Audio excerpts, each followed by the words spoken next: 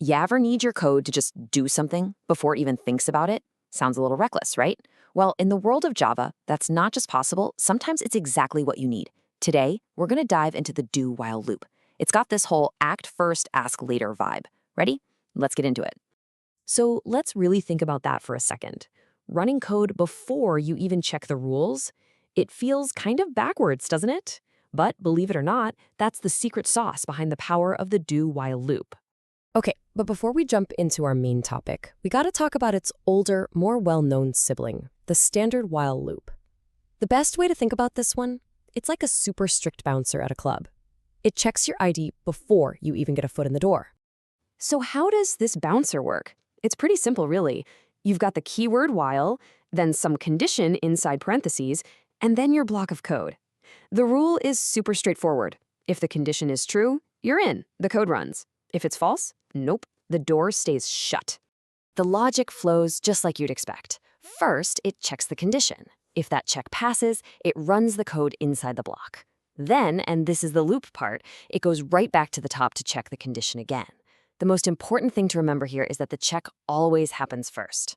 And, there's a fancy name for this, an entry-controlled loop. And that name makes perfect sense, right? The condition controls the entry. If you don't pass the check at the gate, you are not getting in, which means that code inside, it might never, ever get a chance to run. And that right there, that brings us to a problem. Sometimes that bouncer, that gatekeeper, is just a little too strict for what we need to do. Let's look at a case where this perfectly logical setup actually falls short. Take a look at this little snippet of code. We set up an integer, I, and we give it the value 5. Then our while loop is set to check if I is less than 4. Well, is 5 less than 4? Of course not. So the condition is false from the absolute get-go. So what do you think happens when we run this? Absolutely nothing. Zilch. The program checks the condition, sees it's false, and just completely skips over the code block. It never even gets a chance to print hi. And this is the million-dollar question. What if you're building, say, a menu for a user? You have to show them the options at least once before you can ask for their choice, right? Or maybe you need to try connecting to a database. You have to make that first attempt.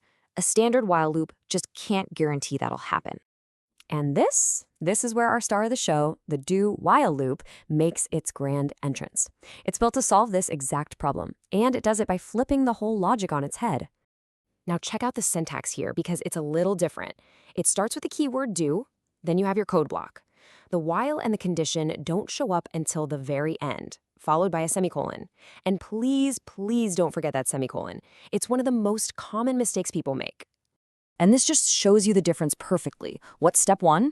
Execute the block. Just do it, no questions asked. Then, only after the code has already run one time, it gets around to checking the condition. If it's true, fine, it'll loop back and do it again. The action always comes first. So the formal name for this type of loop is an exit-controlled loop. The condition isn't a bouncer at the front door, it's a guard at the exit, and this structure gives us an incredible guarantee. The code inside a do-while loop will always run at least once, no exceptions. All right, enough theory, we've talked the talk, now let's see it in action. Let's go back to that code that did absolutely nothing before and see what happens when we give it the do-while treatment. Okay, here we go again. Same exact logic, right? I is 5, the condition is I less than 4, which we all know is false. The only thing that's changed is the structure. We're telling the program to do the print command and then check the while condition. So what's the output going to be? One word, hi. That's it. The code runs exactly one time, it executes the print statement, then it checks the condition, sees it's false, and says, okay, I'm done, and exits the loop. This is that aha moment. It did the one thing we absolutely needed it to do. And that is the number one thing to take away from all this. If you ever find yourself writing code that absolutely positively must run at least one time, no matter what the initial conditions are, the do while loop is your best friend. It's the right tool for that job. So to really nail this down, let's put them side by side for a final showdown. The while loop is entry controlled, which means it could run 0 times. The do while loop, exit controlled, which guarantees it runs at least once. And look at the syntax, and remember that critical little semicolon on the do while. Honestly, this is a great slide to screenshot for your notes. So there you have it. You now know the power of the do-while loop. And it's for more than just user menus. It's for any time you need to act first and check the consequences later. Think about it for a second. Where else might this approach be totally essential? Drop your ideas in the comments. Thanks for watching and happy coding.